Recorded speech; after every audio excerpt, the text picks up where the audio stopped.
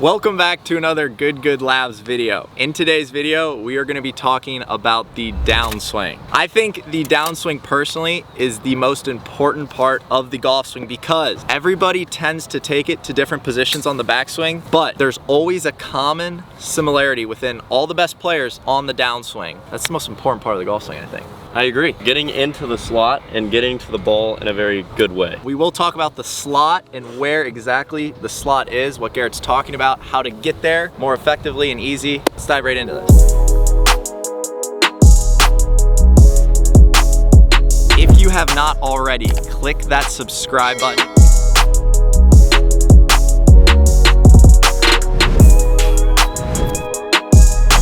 Garrett is gonna start hitting some balls here, and we're gonna look at his downswing. I know we're always looking at all the good guys' swings, but Garrett is a prime example of how to start the downswing because you guys will notice what he does better than anybody is when he gets up to the top, there's almost a slight pause in Garrett's swing, and then he starts. Which his downswing is started by the initiation of his lower body to clear. Let's watch a couple swings here and just focus on the top of his swing and the transition. You'll see how he almost pauses. It's a slight move. Then he goes. So the idea there is that when he gets up to the top, everything gathers before he goes. A lot of the times when people slice the ball and you're hitting those big old cuts or you're losing distance is people get up to the top of the swing and they throw their arm instead of giving it a second and letting that lower body take over. I also want to talk about when I get under pressure, specifically in matches or, you know, if I'm one up with one to play, you guys see me choke a lot. When I start getting in my own head, one thing that I do really poorly is at the top of my backswing, I rush and I don't take my time. I get really quick from the top of my backswing, and that's where you get the low snap hooks or the high right, for me at least. Yeah, so first checkpoint, give your backswing a second at the top. So almost feel a slight pause. I mean, that right there, guys, you cannot sequence up much better than that. So Garrett, what are you actually feeling? Do you feel anything in your downswing? All right, so to answer Grant's question, what do I feel at the top of my backswing and starting my downswing? Well, for me, like Grant said, checkpoint number one, feel like you're gathering your backswing, taking a quick second, quick pause. And then for me, I feel like I'm almost starting my downswing with my lower body and staying connected and just getting through the ball. Exactly. Checkpoint number two is going to be when you get to the top and you gather, we want to feel this lower body start to clear because we don't want these arms to overtake. There's a lot of different swing instruction out there saying people squatting, creating separation here. We're gonna keep it very simple in this so we're not confusing you guys a ton. We want you to feel, once you get up to the top, a slight pause and the lower body initiates and the arms will follow.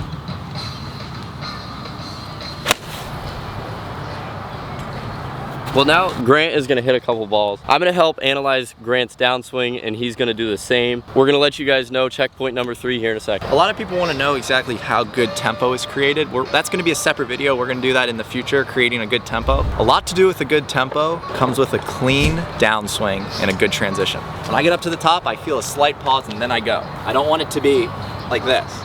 It's a slight stop, go.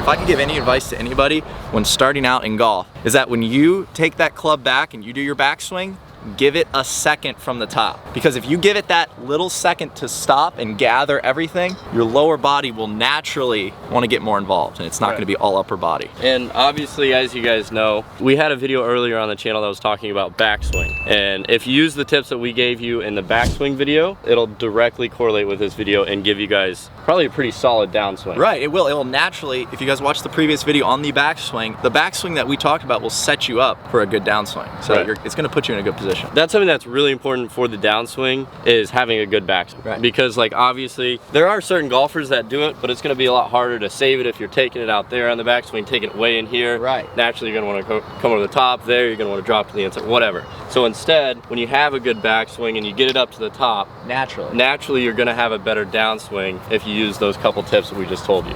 Last checkpoint here is going to be getting our weight onto our left side here. Because a lot of people, if you go to the range, everybody's doing this falling back like this on their back foot trying to hit up on it. If you watch touring pros, Tiger Woods, anybody, they will hit balls on the range every single time. All their weight finishes right here. They can stand up straight with their body and their weight's here. So watch Garrett hit a couple and just put that into account. He will get his weight perfectly onto his left side. Look at that. Where's your weight? Yeah. All his weight, guys, when he follows through, all his weight is on his left side. He gets it through to the other side. I'll do something right now for you guys, just so you guys at home. This is a very good way to indicate if your weight is on your left foot right here. I'll show you guys.